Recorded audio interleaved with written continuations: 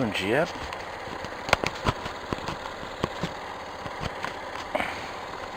Estranho.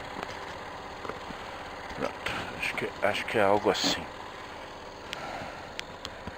Oh, coisa esquisita. Pronto, acho que é isso. Bom dia, bom dia, bom dia. Manhã bonita de segunda. O tempo tem estado bem quente, bem abafado, mais do que o normal para a época. Mas é prenúncio de frente fria, né? Diz que a partir da tarde de hoje já começa a mudar. Provavelmente eu já volte com boa probabilidade de estar vestindo uma capa de chuva. Desculpa aí. Eu tô com um refluxo esquisito, cara. Há uns dias. E não pude segurar agora não. Segunda-feira, dia 13 de maio de 2019. Esse dia, um dos dias mais importantes da nossa história, na minha opinião, onde simbolicamente a nossa imperatriz Isabel assinou a nossa carta de libertação dos escravos, tentando corrigir, impossível corrigir, tentando corrigir a desigualdade, a desonestidade, a maldade que nós cometíamos até aquele momento.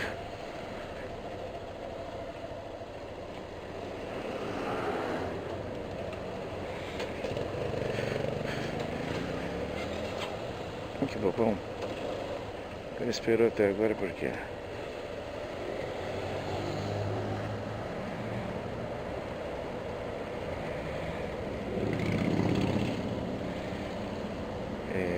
Não vou comentar muito sobre isso.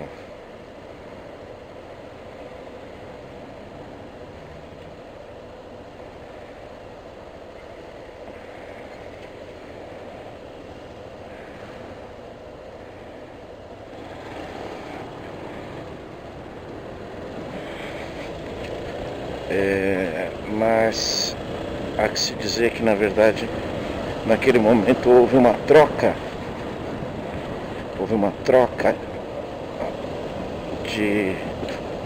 de posição, uma renomenclatura, né, uma redefinição de posição do que os, na época, escravos eram. Eles passaram a ser os marginalizados, aqueles que quiseram exercer sua liberdade passaram a ser os marginalizados, e pouca coisa nesse sentido mudou.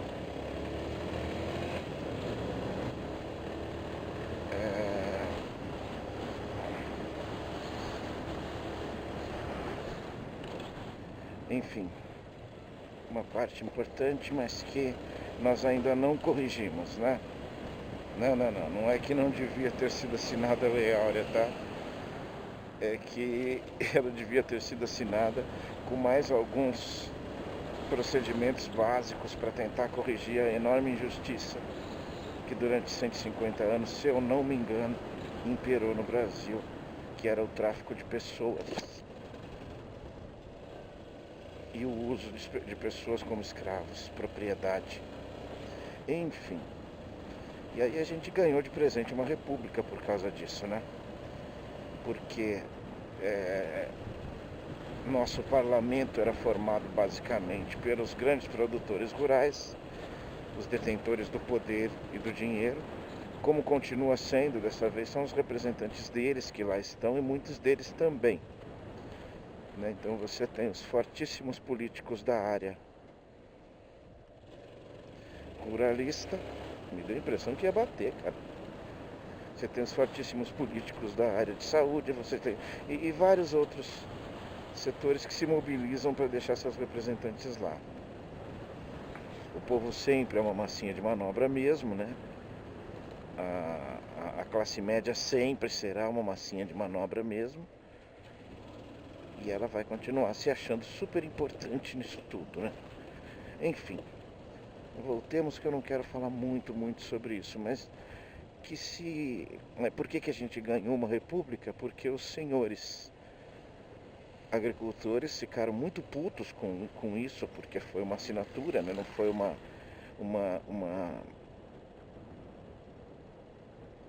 votação no Congresso para definir uma nova lei. Não, ela assinou mesmo e pronto. E aí, em contrapartida, nós ganhamos a república. E aí eu já falei sobre isso umas outras vezes. O Brasil tem uma questão muito importante e mais uma esquisitice política, que nós somos capazes de produzir esquisitices políticas de todos os naipes, de todas as formas. E nós éramos um império, nós éramos um império mesmo, né? Tínhamos nosso imperador, tínhamos a imperatriz, tínhamos a família real.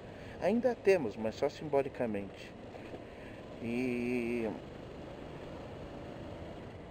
nós tínhamos esses governantes, o imperador, principalmente Dom Pedro II e a Isabel, eles eram bastante progressistas.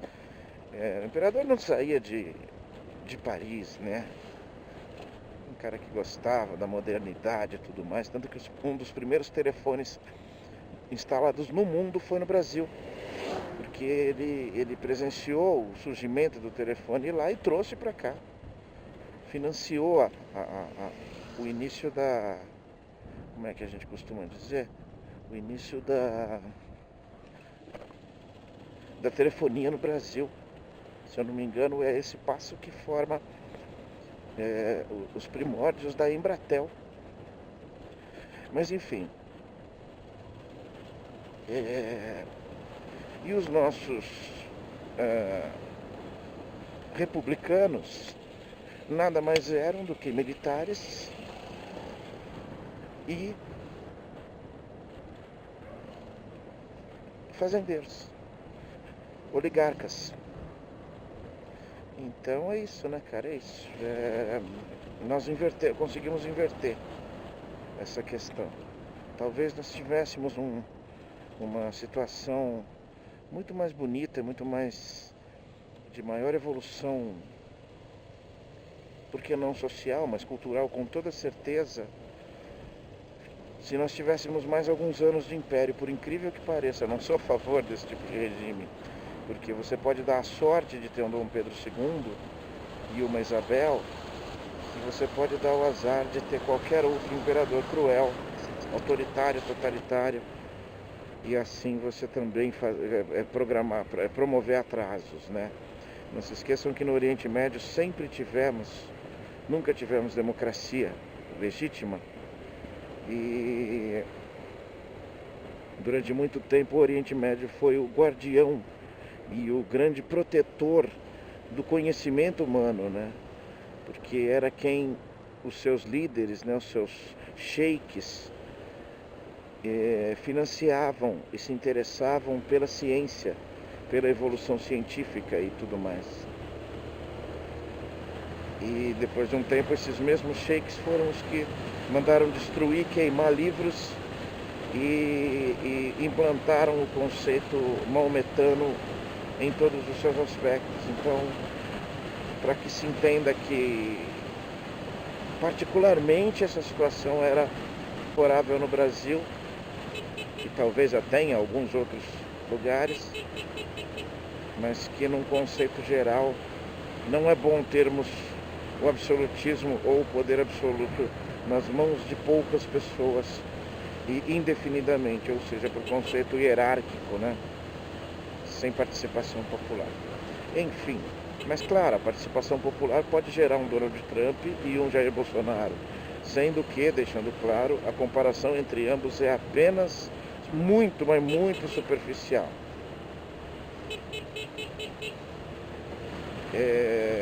Hoje eu quero falar rapidamente, né, sobre o fim de semana e sobre o Sidão. Rapidinho, tentar, né, resumir. Bom, no sábado eu fiz o Dia das Mães com a minha mãe, passei com ela, levei o Cauê, fomos passear, fomos almoçar, depois fomos no shopping, comprei um sapatinho para ela, a gente voltou para casa dela e ainda o Mauro estava lá. tomamos um café da tarde ainda, gostoso e tal. Ah, você tá me zoando, cara. Você tá me zoando que tem uma ambulância aí. Porra, velho. Vamos, Montinho. Vamos, Montinho. Tem uma ambulância aqui, velho. Você acredita nisso?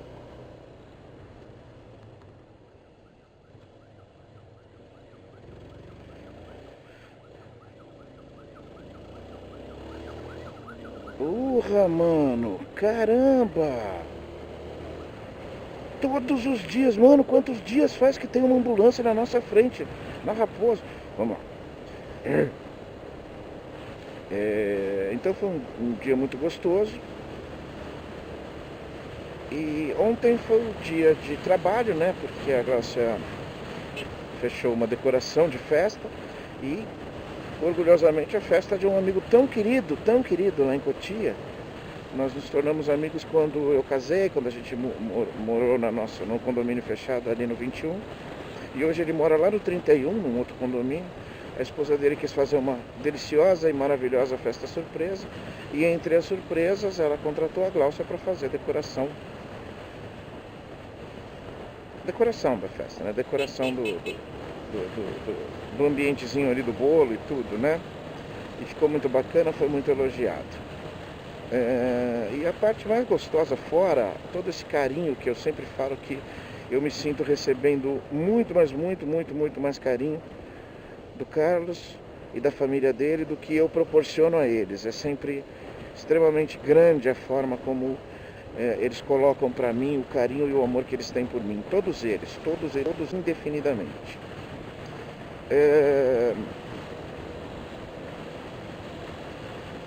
Fora tudo isso, que é o mais importante mesmo, cara, me aparece uma banda, uns rapazes, e eu vou destilar todo o meu preconceito, na boa.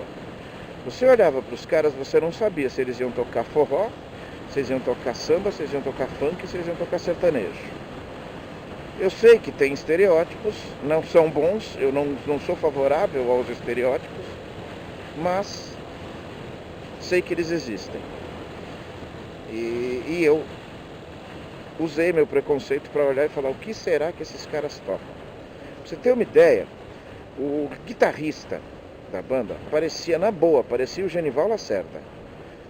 Mas a simplicidade das simplicidades, uma camisa social surrada, de manga curta, para fora da calça, assim, meio aberta até o peito.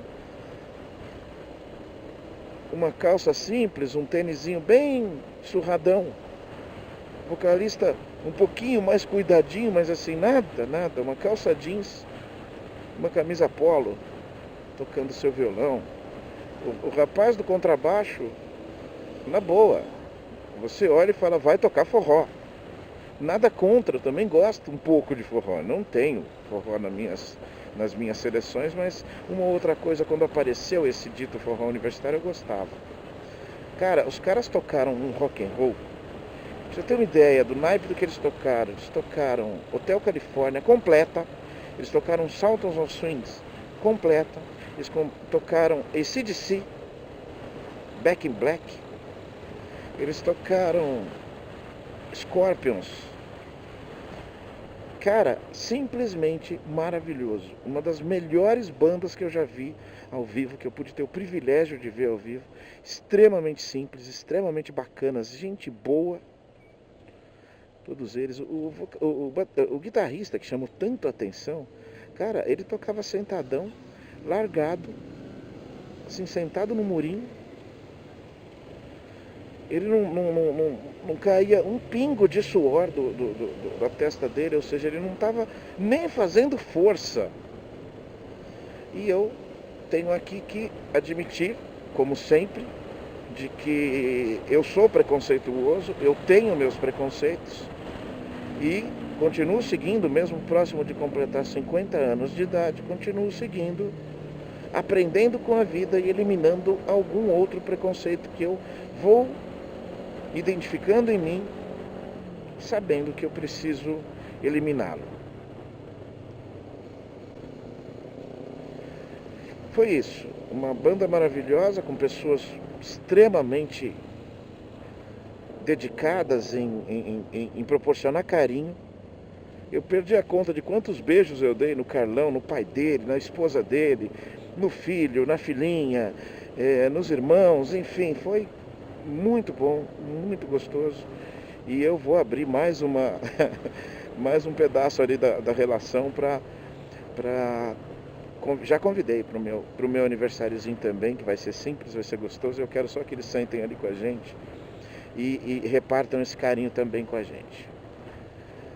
Pronto, é isso, tá? Eu sou preconceituoso e estou tentando arrumar mais alguma coisa, beleza?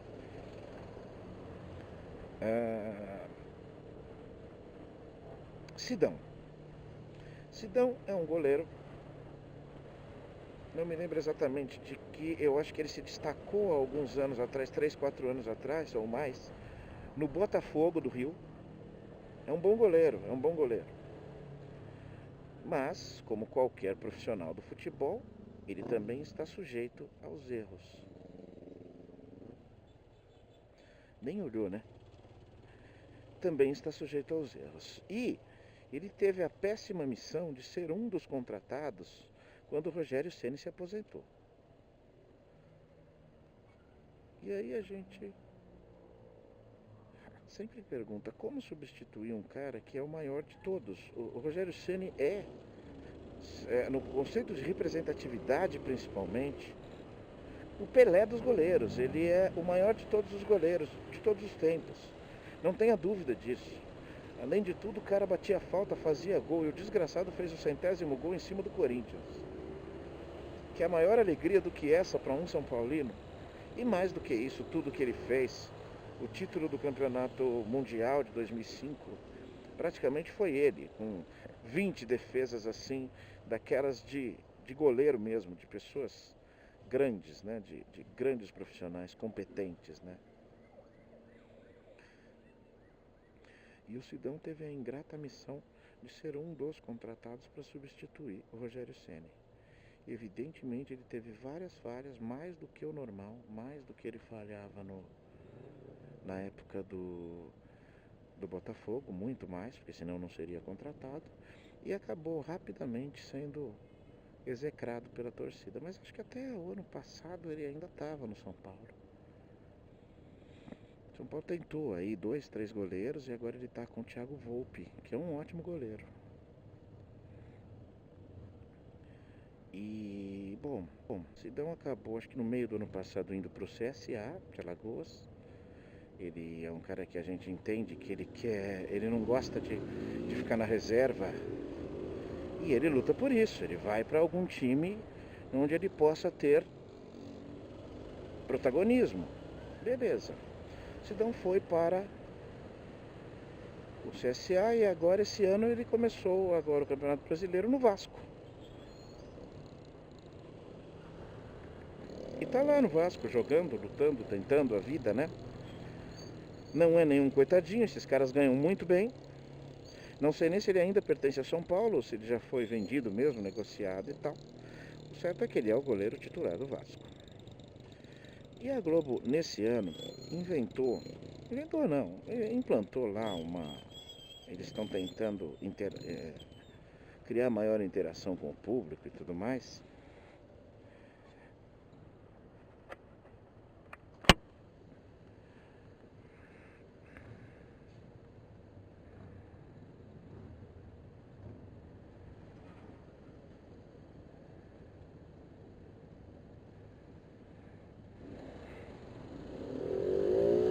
E criaram uma votação para todo jogo que eles transmitem na TV aberta, né?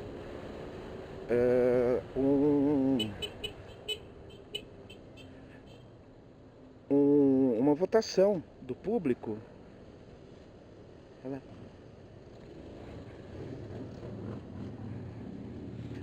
para eleger o melhor da partida.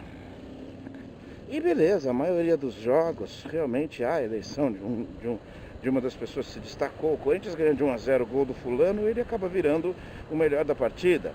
São Paulo ganha de 2-1 com o gol salvador de um fulano, a torcida elege, quem está assistindo, a torcida em maior número, elege o cara como o melhor do jogo, o melhor da partida e tá, segue a vida, beleza.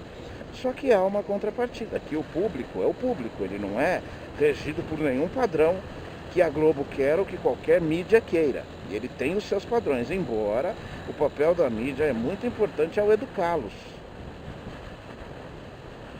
E claro que essa brincadeira ela não se tornaria perfeita, já que tem um outro lado que está diferentemente seguindo as suas próprias regras, dentro do que é permitido. Então isso já aconteceu e a Globo, por isso que não é um erro que a gente deveria aceitar numa boa. Já aconteceu da Globo, num dos jogos, não sei se era um amistoso do Brasil ou se era algum jogo da Libertadores, eu não sei, não me lembro, acho que era jogo do Brasil. Um jogo feio, jogo chato, 1-1, acho, e parece que o jogador do time deles, do adversário, era um nome capcioso, um nome que lembrava alguma coisa. Eu vou dar um exemplo, o cara chamava Chavovski. E aí, opa, vamos votar no Chavovski, porque não tem nada para se fazer, vamos tirar um sarro. E aí, beleza. Tanto que foi eleito realmente o melhor do jogo, a Globo colocou lá o resultado, tanto que o Casagrande até, o povo é fogo, né, meu? Brincadeira, né? Todo mundo sabe por quê, isso é gozação, né, e tal. Beleza, Kleber Machado, acho, na época falou também, alguma coisa assim, de que assim, a voz do povo é soberana, né? Eles quiseram fazer a brincadeira, isso é uma brincadeira sem dúvida. Evidente que esse jogador não se destacou no jogo, nem teve nenhuma grande relevância, mas na falta de um argumento o povo escolheu ele por uma brincadeira do nome dele. Beleza, tranquilo. Então quer dizer, você não está despreparado para esse tipo de situação de identificar uma gozação do povo, certo? Certo. Ontem o jogo transmitido pela Globo foi Santos e Vasco. E simplesmente foi 3-0 para o Santos, principalmente por falhas do Sidão, goleiro do Vasco. Falhas, a primeira clamorosa, aquela coisa de atrasar a bola para o goleiro não sabe o que fazer com a bola e acaba entregando no pé do adversário. O adversário, quando tem um mínimo de categoria, coloca a bola no ângulo por cobertura do próprio goleiro. Foi o que aconteceu, com toda certeza muita crítica ao Sidão.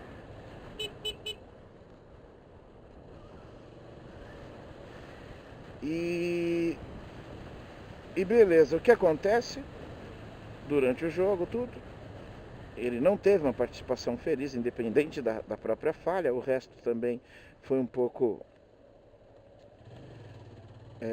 assim, não teve relevância, não fez a grande defesa, nem nada disso. E aí a torcida, o público, em gozação, em claríssima gozação, em claríssimo sinal de sacanagem, que é um direito dele, foi lá e votou no Sidão como o melhor do jogo. Um jogo em que o Santos em casa me ganha de 3-0. O menino Rodrigo, por exemplo, do Santos, que é parece que já está vendido para o Real Madrid, esse menino, é um negócio meio doido aí. Enfim, fez um gol, colocou o jogador na cara do gol, enfim. E aí, por gozação, o público elege o Sidão como o melhor do jogo. Certo? Legal? Não. Era clara, qualquer um entendia como gozação. E o que a Globo faz? Entrega o troféu. Aí você fala, não, mas o povo escolheu, a regra é essa. Então, tem hora que você tem que pegar a regra como é só uma interatividade e não resulta em nada a mais para um jogador, que você tem que interpretar a regra e modificá-la e usar o bom senso, que era muito simples para narrador, para repórter e para diretor da transmissão virar e falar, ok, a gente entendeu a gozação, em respeito ao Sidão, nós não vamos... Não, a Globo foi lá e entregou o troféu. Ele, com a maior educação do mundo, extremamente chateado como ele estava, ele pegou o troféu, não falou nada e saiu. Ele deu uma entrevista sobre o jogo e tal, e aí a repórter, você foi eleito o melhor do jogo, tal. Cara, qualquer um. E aí gerou algumas pessoas em volta bastante revoltados. Oh, vocês entregaram o troféu. É claramente uma gozação. Vocês não sabem, vocês não entendem de futebol, vocês não entendem de sarcasmo da população. Ou seja, é aquela hora de você virar e esclarecer mais ainda as pessoas. Falar assim, beleza, entendemos a gozação, em respeito ao profissional que tem família, que tem a sua vida pessoal, que tem a sua integridade pessoal, tem que ser preservada, nós não vamos entregar. Nós não vamos participar da gozação que vocês criaram.